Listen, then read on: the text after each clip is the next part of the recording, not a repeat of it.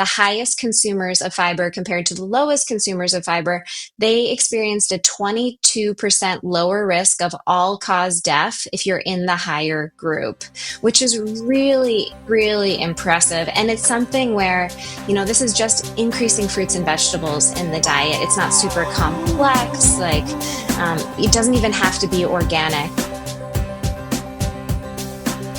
Welcome to Zestful Aging, the podcast where we celebrate aging with vibrance and we defy the stereotypes of what it means to age. I'm your host, Nicole Christina, a psychotherapist of more than 30 years, here to introduce you to my off-the-mainstream guests who will energize and inspire you. My hope is to create optimism about getting older and help you cultivate zest and joy in this season of your life. And I love to hear feedback from you, my listeners. Please drop me a line at zestfulaging@gmail.com. I read every single comment. And to find out more about this podcast, hop on over to zestfulaging.com. So today we're going to talk about gut health and how our microbiome affects our health. Did you know that the gut is called the second brain and has its very own nervous system? Well, we're going to learn more about the gut-brain connection for health and wellness, especially as we age. Our guest today is an expert in problems like reflux, bloating, kinds of conditions that some women complain about as we age. Dr. Mary Party is an integrative gastroenterologist, which she says means she fixes poop. And we're going to find out what poop tells us about our health and how we can be intentional about feeding our gut so it's super healthy. Our gut buddies is one of my other guests call them. So happy to have you with us, Dr. Mary. Welcome to the show. Thank you so much, Nicole. I'm happy to be here. And I do just want to say something to your listeners. I'm not a gastroenterologist, so I always want to Oh, make sure what people know what my scope is. I'm a preventative medicine doctor. I have a specialty in treating gut issues, but it is different than a certified, board certified gastroenterologist. thank you for that correction because I was watching obviously some of your podcasts and there were so many words. So I'm writing it down and that's what came out. And I thought, I think that might not be exactly right. But you are super educated and your whole world, your whole professional life is about helping people with their digestion. And, women after 50 talk about they talk about reflux, talk about, around menopause, sometimes bloating, sometimes diarrhea. What are the common problems that you see in your practice with women over 50 or so?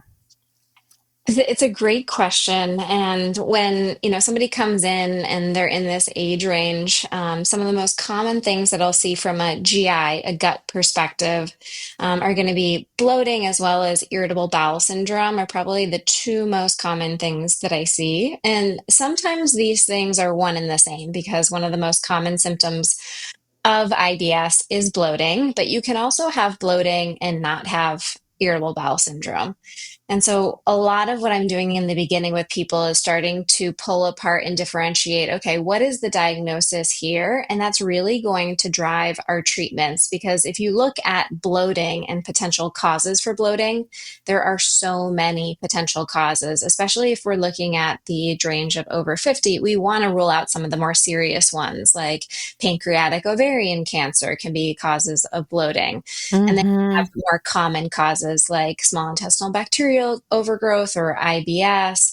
You can have pancreatic insufficiency. You can have things just like functional bloating.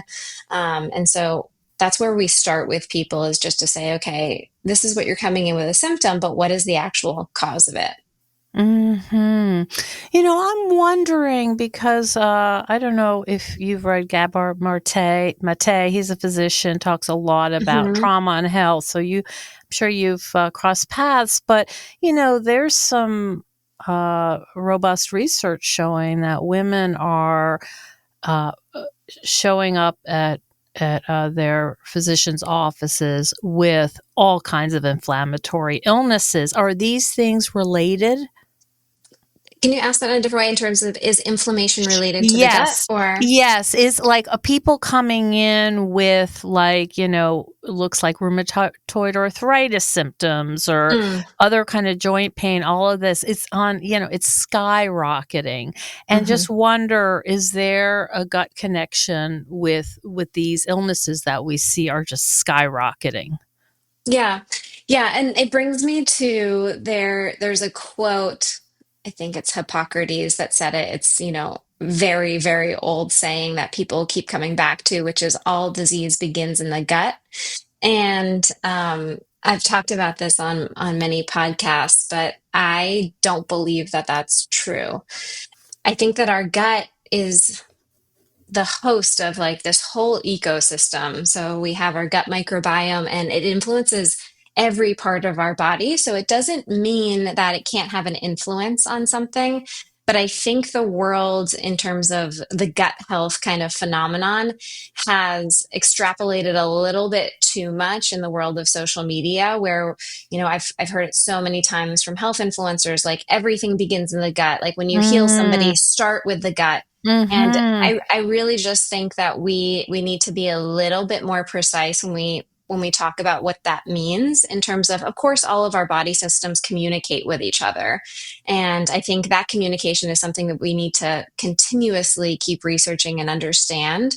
But I don't believe in everything begins in the gut. I think that we truly do have things that begin on the skin. We have skin Mm-hmm. conditions. I believe that we have hormonal conditions. I believe that we have issues that can happen in our central nervous system.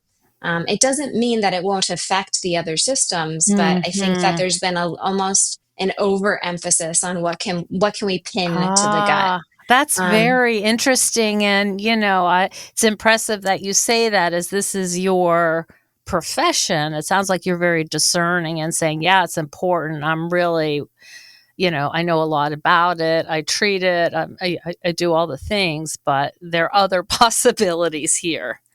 Exactly. Yeah, I think Mm, discernment is a great word to use for this type of thing. Because how often do you see on social media where there's like this like wave of information that comes over this one topic, whether it's like intermittent fasting is now the thing that we should all be doing, or we should all be in the sauna, or we should all be mhm, taking colostrum. And these are really marketing approaches. And we've seen the same thing in this integrative gut health space. And some of it is great in helping people. And other times, I will see somebody come into my practice. A great example, like a 54-year-old woman will come into my practice and she'll say, I really need to work on my gut. And I go, okay, like tell me mm, what symptoms you have. And she'll say, well, I have joint pain. Okay, what else? Well, I have hot flashes. Okay. I was like, mhm, but what about your gut? How are your stools? Do you have excess gas and bloating or distension? Are you experiencing loose stools, diarrhea, constipation, blood in the stool, mucus? And she goes, no, my gut actually feels pretty good. Okay, well, that's going to be somebody where I'm not going to look into what's wrong with her gut. I'm going to look into different avenues because it actually sounds like her gut is pretty good.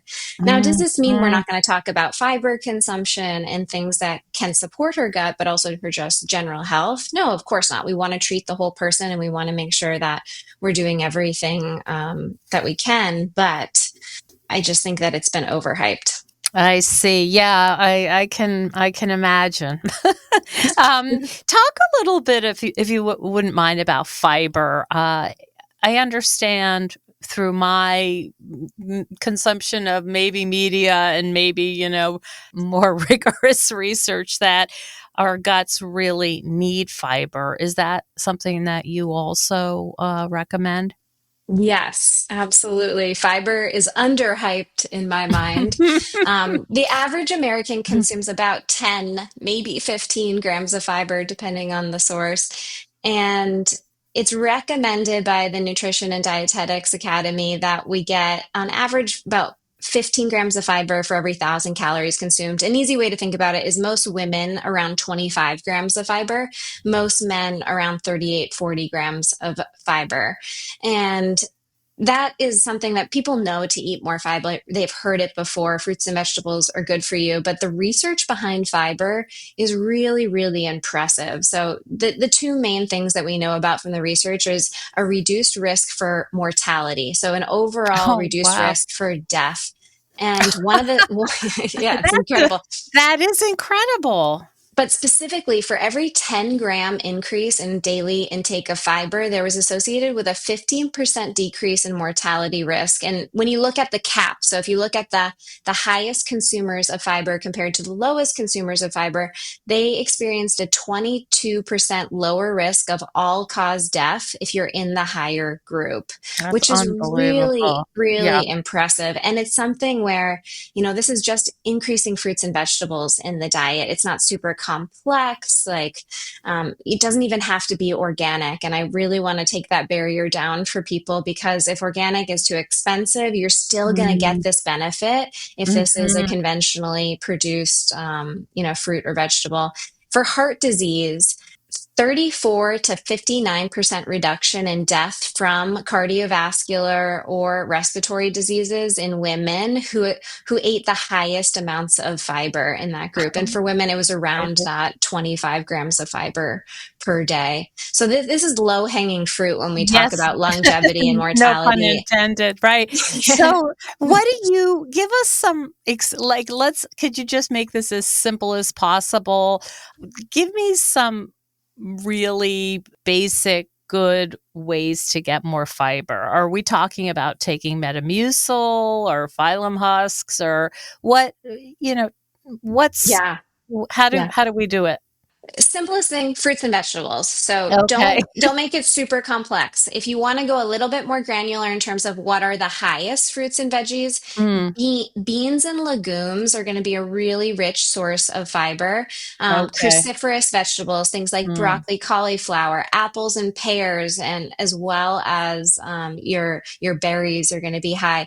mm, Artichokes. And then you mm, have your really dense things like chia seeds, flax seeds, what you just said in mm. terms of psyllium husk. Psyllium husk is one of my favorite things to add to like smoothies or even like your oatmeal or applesauce, because psyllium husk is not only going to be just a great source of fiber, but it also can help to reduce your LDL cholesterol and Mm, apolipoprotein B levels. All of the fiber sources are going to reduce it. Psyllium husk is such a dense source, and we also have mm. specific research on psyllium husk that it's kind of one of my go-tos. And never mind for GI health. If somebody comes in and they have constipation, diarrhea, you can take psyllium husk if you're either one of those people, because it helps Oh, wow. normalize the stools. Oh, I Um, see.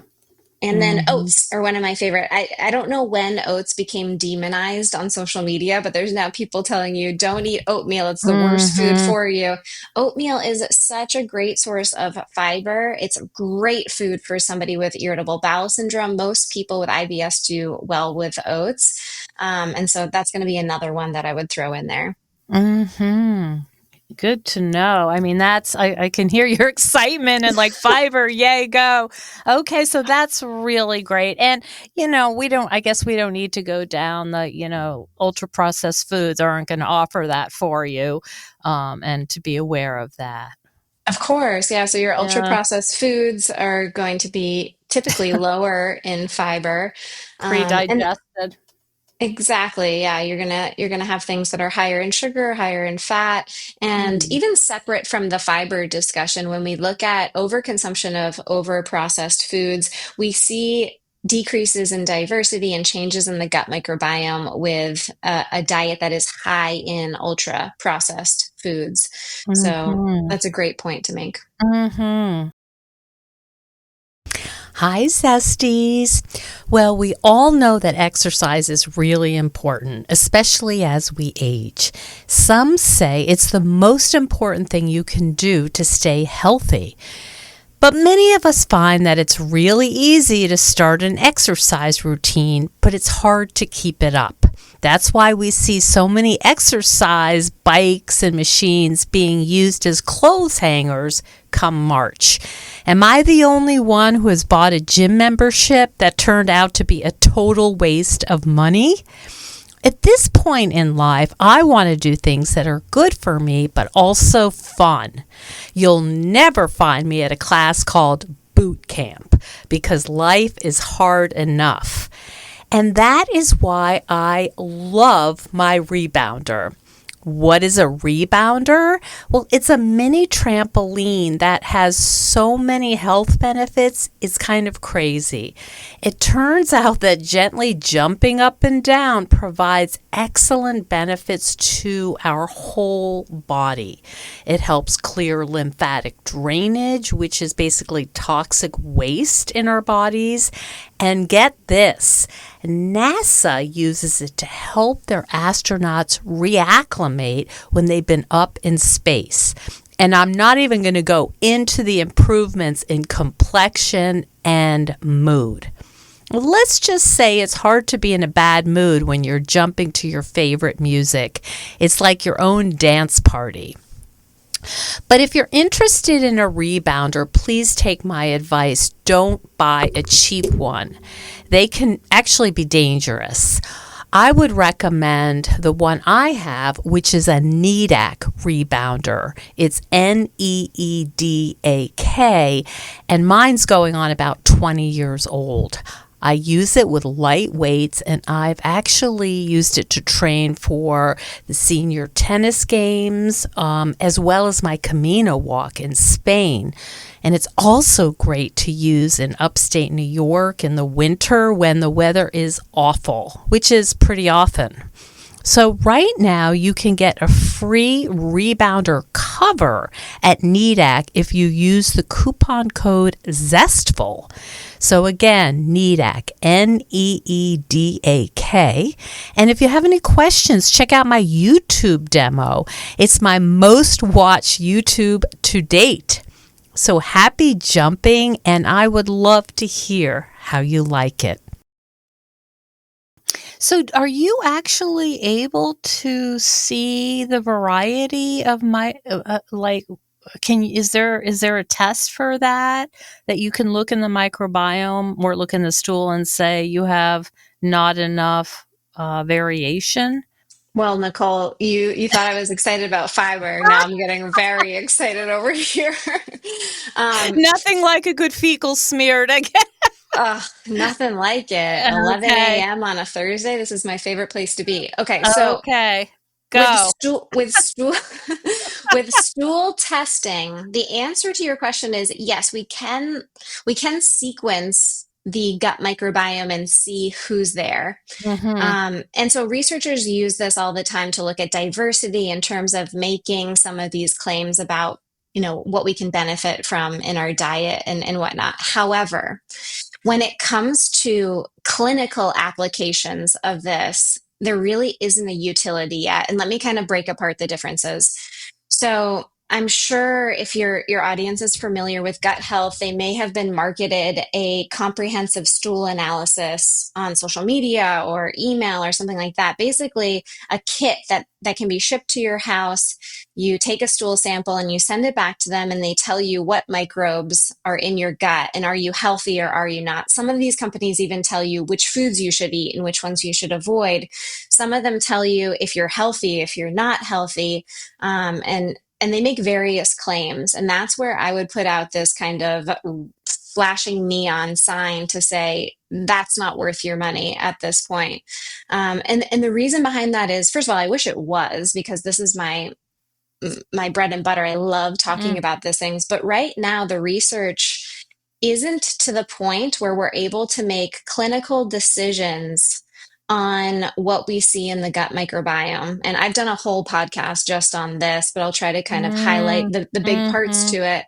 And it's just because we currently don't know the answer to what is the ideal gut microbiome made out of. What bugs should be there? What shouldn't be there? What ratios should there be? We do know a few things in terms of if you have an overgrowth of Clostridium difficile that's producing toxins, that's not good because it produces pseudomembranous colitis. So that's like a C. diff infection. So we know that. And we know things like Mhm. E. coli O157H7 can produce diarrhea as well. And we don't like that Mm. guy.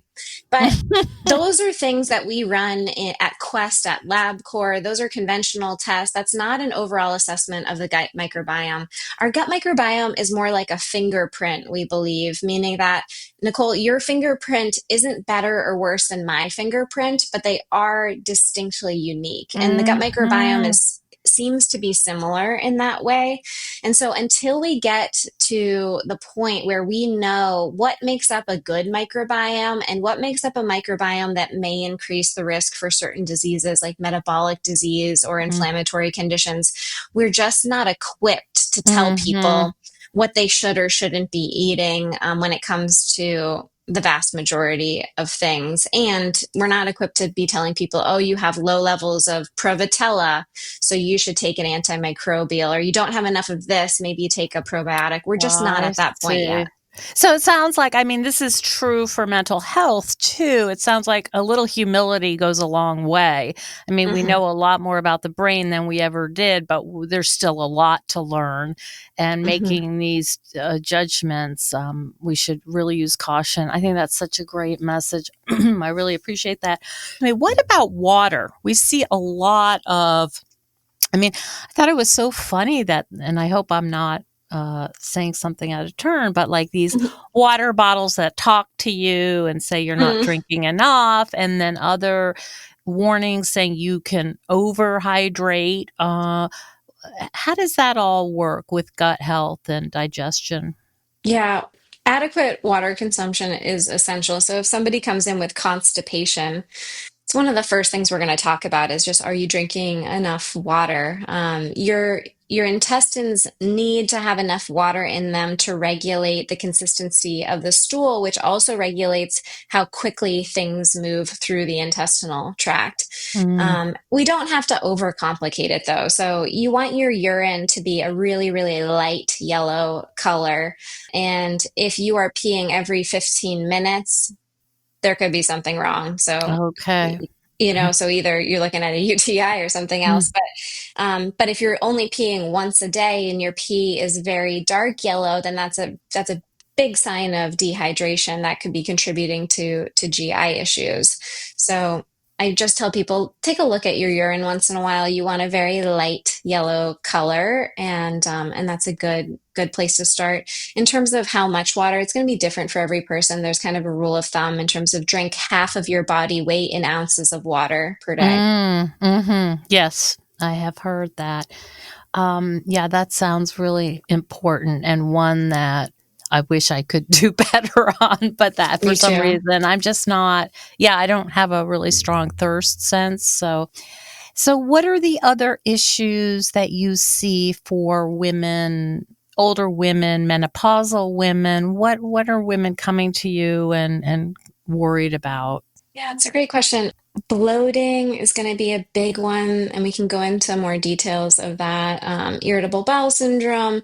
And then you have people coming in with menopausal symptoms as well in that age group. That are We've had gut digestive symptoms around menopause?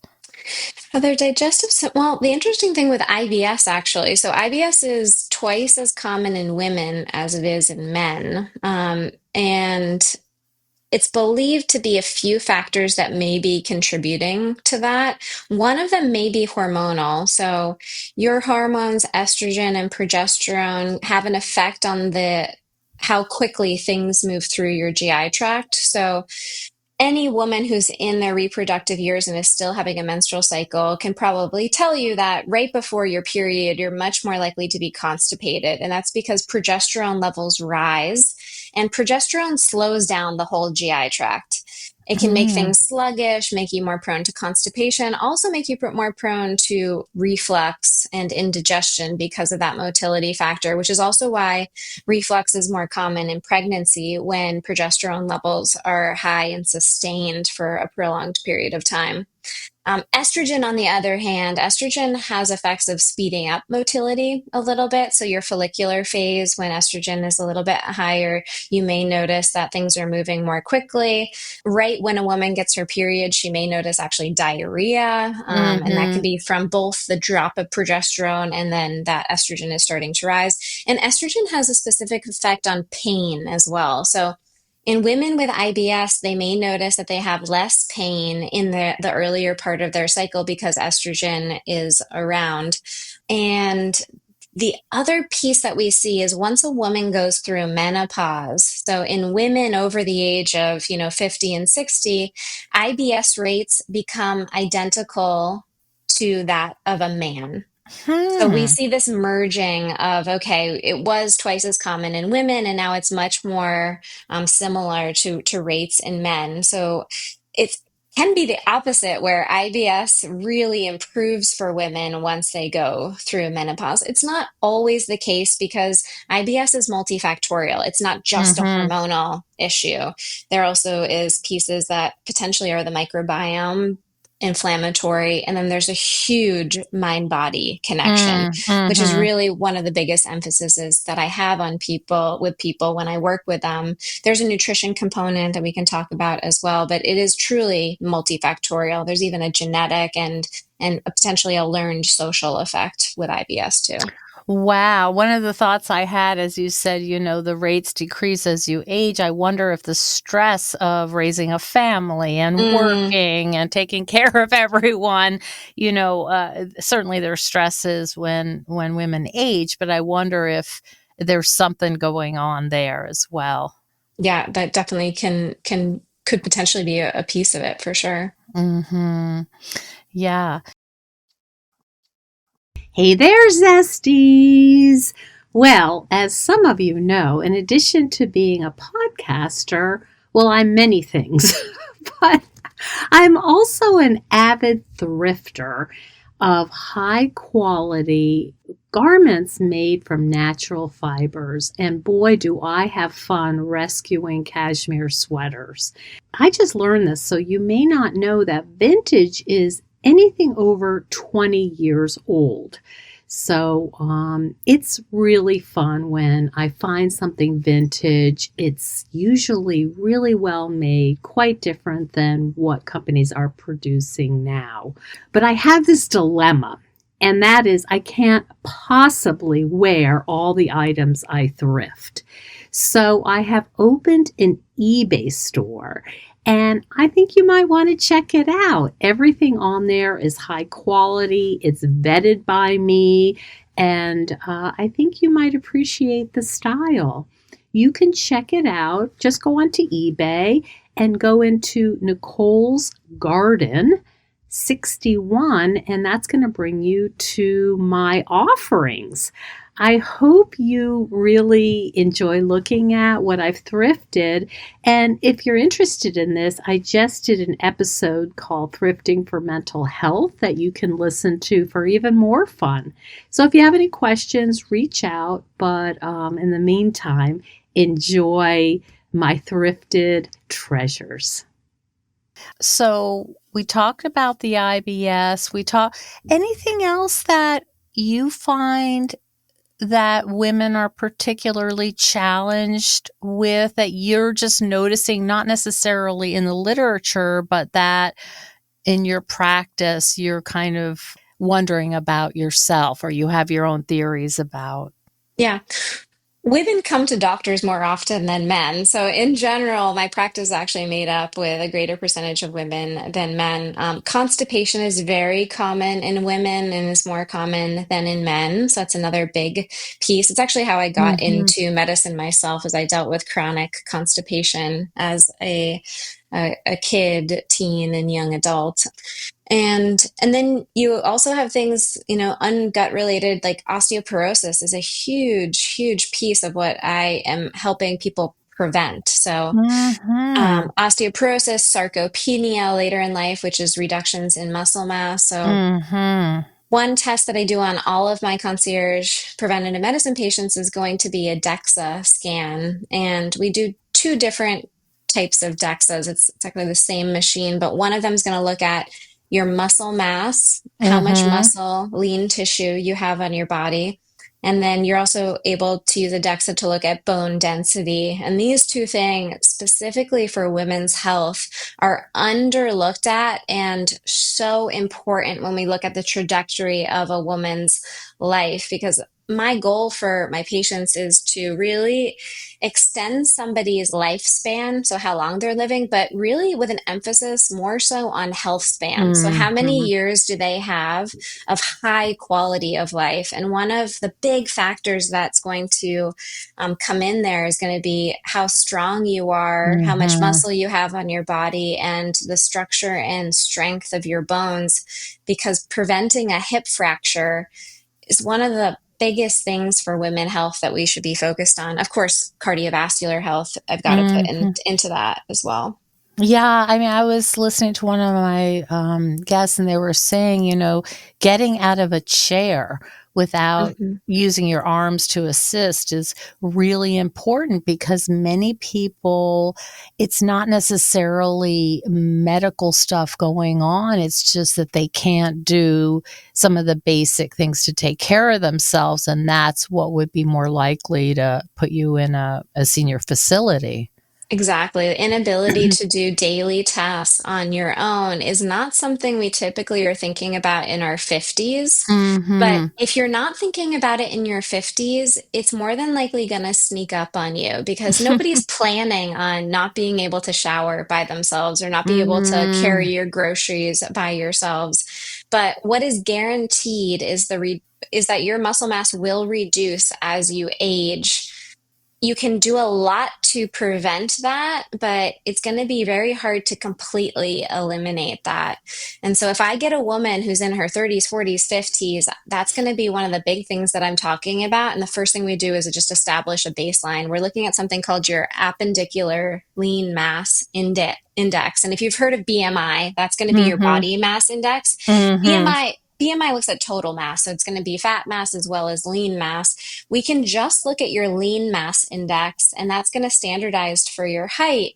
And I have a goal with my patients to be in the upper 75th, 80th percentile for their age and gender so that we have a buffer amount of like a buffer in terms of where they're going to end up in their 80s, 90s, and 100s mhm. because you're going to Investing. lose. Exactly. Mhm, Actually, investment is a great analogy where if you want to live to be 100, how much money do you need to get there if you're going to right. retire at a certain age? And the same thing is with your muscle and your health. You have to bank some of this because you know that some of it is going to go away as we age. And the research on muscle mass and mortality risk is incredible. If you're in the Mm. upper quartile of muscle mass for your age and gender, you can experience a 26% reduction in all cause mortality. Unbelievable because muscles do more than just help us carry groceries. They Mhm. metabolize glucose and I'm sure a lot of other important things. Do you want to give us the rundown on why muscles are so important? Yeah, you're right on though, in terms of your body composition is going to indicate how likely you are to get things like diabetes, prediabetes, heart disease, which are some of the biggest killers. But also, if you have adequate muscle mass, you're less likely to get certain cancers if you're metabolically fit. Wow.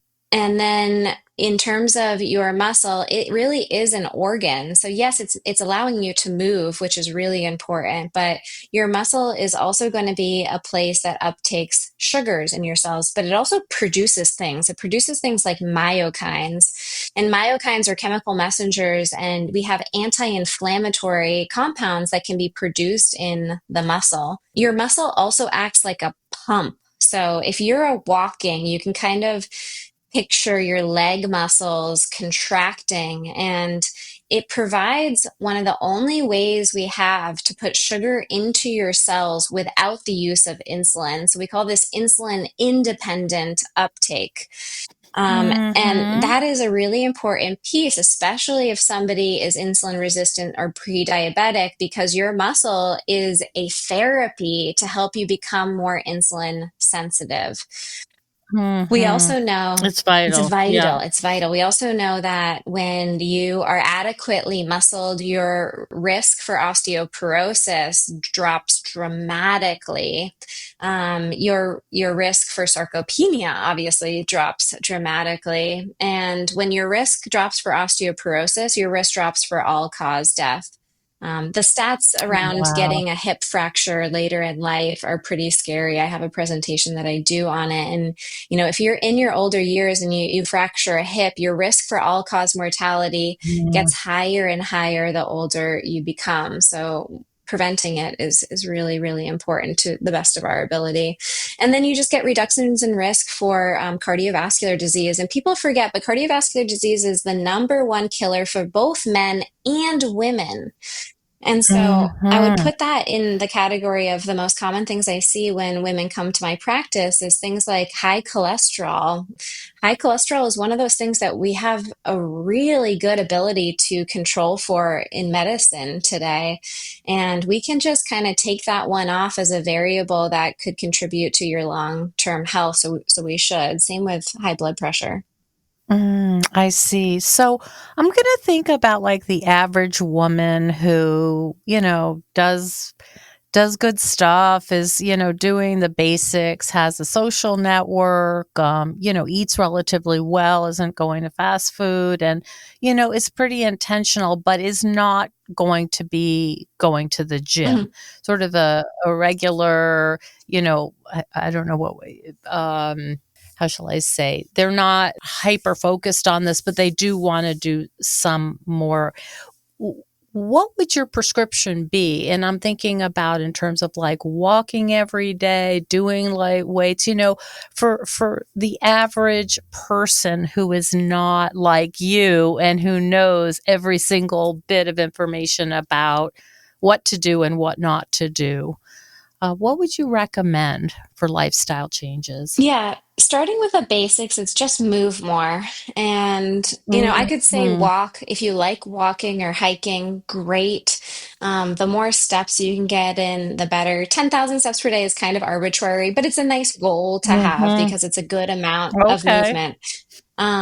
But if you love dancing and you don't like walking, then dancing is a great form of exercise. So I have a few women who like just love to go to dance classes. It's whatever Hmm. you're going to actually do. So I I love never that. want to like pigeonhole somebody and say, okay, you're going to go row on this rower. And they're like, I hate rowing. I love dancing. It's like, okay, then you're going to dance. Like, that's great. Can you get in? Mm, But the biggest thing is move your body however you will actually do it and however you like doing it. And really, the more movement, the better. Is there such thing as okay. overexercise? Yes, there is. And if you think you're in that category, talk to your doctor. But majority of Americans just need to move more. And that's going to be the bare essentials basics for this. The other thing that I think is really essential is some sort of resistance exercise. Um, and I know you said this isn't the type of woman, but I really would want to educate that woman in terms of your risk for osteoporosis and sarcopenia and what can that do long term. And even if it's just at your home doing, push-ups on the wall to start with low resistance, Mm, and mhm. spending 15 to 20 minutes doing, body weight exercises, push-ups, body weight squats, lunges, and then if that feels like, okay, that's becoming second nature, then adding some weights in. But I really think that we need to be becoming stronger as a nation to Mm, battle this chronic disease epidemic that we are in. I mean, currently 93% of Americans are not don't have all of the cardiometabolic markers in optimal ranges. Only 7% of Americans do. wow. And so Oh it's my no wonder why gosh. we have this health epidemic right now. And, there's so many people talking about doing all of these things that cost so much money. And we're not doing the basics, which is just move your body more.